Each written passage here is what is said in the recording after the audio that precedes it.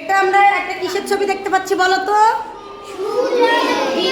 কি ফুল? সূর্যমুখী ফুল। এই ফুলটাও কে এঁকেছে জানো? ওই তোমাদের বড় আপু, ফুল আপু, ওর নামও ফুল বললাম।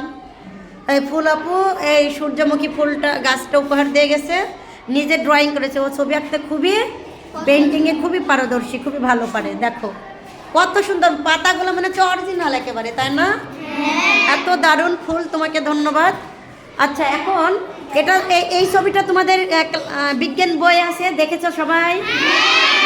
হ্যাঁ, বিজ্ঞান বইয়ে তোমাদের উদ্ভিদের বিভিন্ন অংশ এই পাতাতে এটা আছে, ওখান থেকেই ফুল এঁকেছে তোমাদের, যাতে সহজে আমি শিখাতে পারি।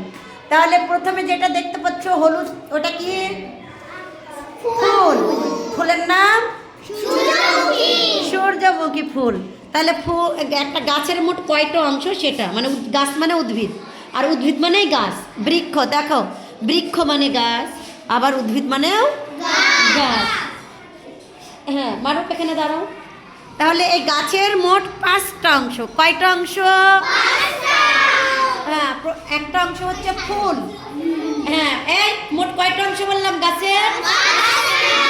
হ্যাঁ, উদ্ভিদের কয়টা অংশ? উদ্ভিদ মানে কি? গাছ। যে কোনো গাছের মোট 5টা অংশ থাকে, একটা হচ্ছে ফুল। হ্যাঁ, কোনো কোনো গাছের ফুল হয়, আবার কোনো কোনো গাছে ফুল হয় না।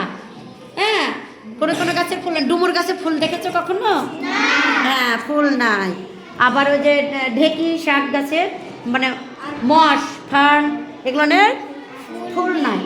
হ্যাঁ, তাহলে ওগুলাকে বলা হয় যে গাছের, মানে যে উদ্ভিদের ফুল হয় না তাকে বলা হয় অপুষ্পক, আর যেগুলোর ফুল হয় সেগুলোকে বলা হয় সপুষ্পক। সপুষ্পক আর অপুষ্পক। তাহলে এখন যে এটার ফুল আছে, তাহলে এটা আমাদের কি গাছ? সপুষ্পক। আর না হলে ওটার নাম কি? অপুষ্পক। তাহলে এখন আমরা সপুষ্পক ফুল সম্পর্কে জানবো। হ্যাঁ, বলো যে সপুষ্পক ফুলের প্রধান শর্তই হচ্ছে ফুল হয়।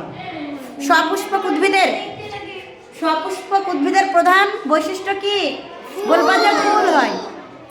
তাহলে একটা অংশ বললাম ফুল, আর একটা অংশ পাতা। এই যে পাতা দেখতে পাচ্ছ, এটা কি পাতা। আর পাতার মধ্যে যেগুলো দেখছো এগুলো হলো শিরা উপশিরা। হ্যাঁ, একটা হলো প্রধান শিরা, মাঝখানেরটা প্রধান শিরা, আর সাইডের গুলো উপশিরা।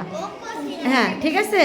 তাহলে হ্যাঁ হ্যাঁ, দেখছেন, দেখো তাহলে এগুলো পাতা। তাহলে মোট কয়টা অংশ বললাম? একটা ফুল, একটা পাতা। তাহলে কয়টা হলো? একটু পিছনে সরো, একটু পিছনে সরো। আর এই যে যেটা দেখতে পাচ্ছ, এই যে এটাকে বলা হয় কাণ্ড। কি বলা হয়? কাণ্ড। ডালপালা যেটা, শাখা প্রশাখা যেটা, এগুলো হচ্ছে কাণ্ড। হ্যাঁ, যদি আরেকটা পাশ দিয়ে ডাল বের হতো ওটার নামও কাণ্ড। একটা হচ্ছে মূল কাণ্ড, প্রধান কাণ্ড, এটাকে বলা হয় প্রধান কাণ্ড। মূল মানে প্রধান। আচ্ছা, আর একটা গাছের কি দেখতে পাচ্ছি নিচে? শিকড়। কিন্তু এটার শিকড় হচ্ছে, আমরা বলি আঞ্চলিক ভাষা, কিন্তু পুস্তকের নাম হচ্ছে মূল। মূল মানে শিকড়। মূল মানে কি? শিকড়। তাহলে এখানে মোট কয়টা দেওয়া আছে? কয়টা অংশ? 4টা। ফুল, পাতা, কাণ্ড আর মূল। ফল দেওয়া নাই, তাই না? ফল কখন হবে? এগুলার ভিতর যখন বীজ হবে, শুকাই যাবে, ফুলটা পেকে যাবে, তখন ওর ভিতরে বীজ হয়, বিচি হয়। বীজ মানে বিচি। হ্যাঁ, তাহলে যদি আম গাছ হতো তাহলে আম গাছে মুকুল দেখানো যেত। মুকুল মানে কি? ফুল। তারপরে আম দেখানো যেত। এখানে এখন যেহেতু ফল হয় নাই, তাই আমরা ফলটা দেখানো নেই। তাহলে উদ্ভিদের মোট কয়টা অংশ বলো তো এখানে? আসলে কয়টা অংশ? 5টা। হ্যাঁ, আরেকটা অংশ কি হবে? ফল। ফুলটা যখন বড় হবে, পেকে যাবে, বয়স হবে, তখন ওই ফুলই কি হয়ে যায়? ফল হয়ে যায়। Very good. তাহলে আমাকে এখন কেউ বুঝাও, কে বুঝাতে পারবা? ওবাইদুল, যাও বলো, এই উদ্ভিদের মোট কয়টা অংশ আছে এখানে?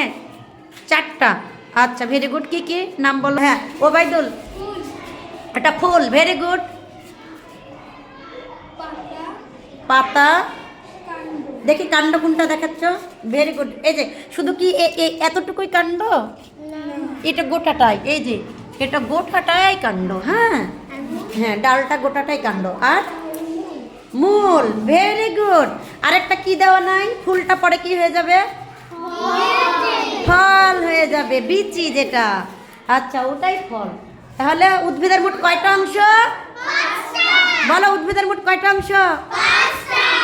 হ্যাঁ, 5টা। কি কি বলো? ফুল, ফল, পাতা, কাণ্ড, মূল।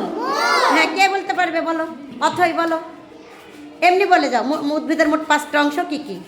ফুল, পাতা, কাণ্ড, মূল, ফল। ভেরি গুড, হাততালি দাও। আচ্ছা, ধন্যবাদ, আল্লাহ হাফেজ।